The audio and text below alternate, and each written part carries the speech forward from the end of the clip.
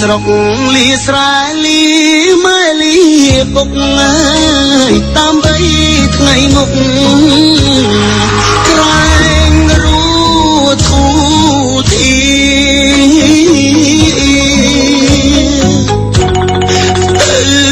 ធ្វើ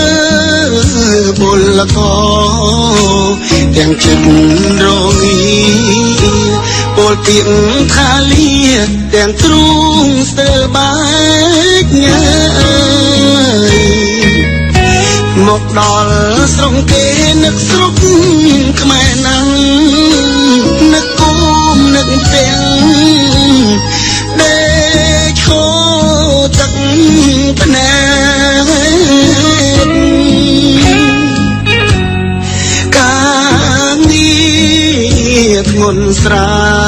លខំមិនអល់ឯងព្រោះចង់ឃើញស្អែកជួបជុំគ្រួសារ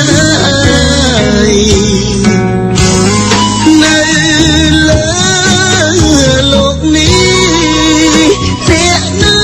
ចង់ក្រចង់រួត្រដោវេទនាខ្លោចសា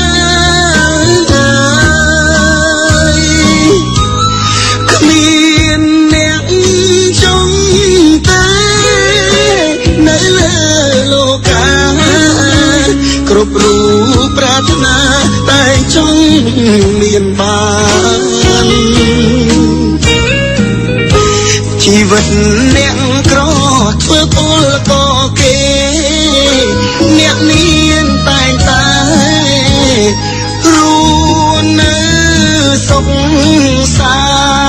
ន្តចង់កិច្ចក្រណាំងចង់ស្គាល់មានបានវាសនាជួយច្រើនបំណងខ្ញុំផងអើយ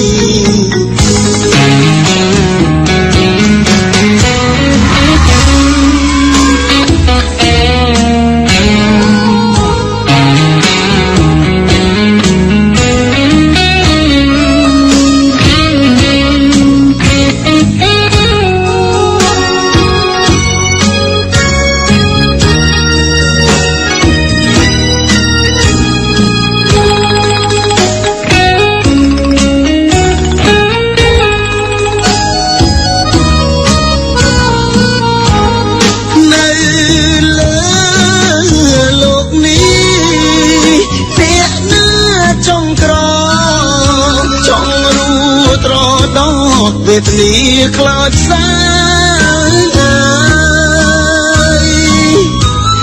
គ្មានអ្នកចង់តែនៅលើលោកាគ្រប់រូបប្រាថ្នាតែចង់មានបានជីវិតអ្នកក្រធ្វើពលកគេ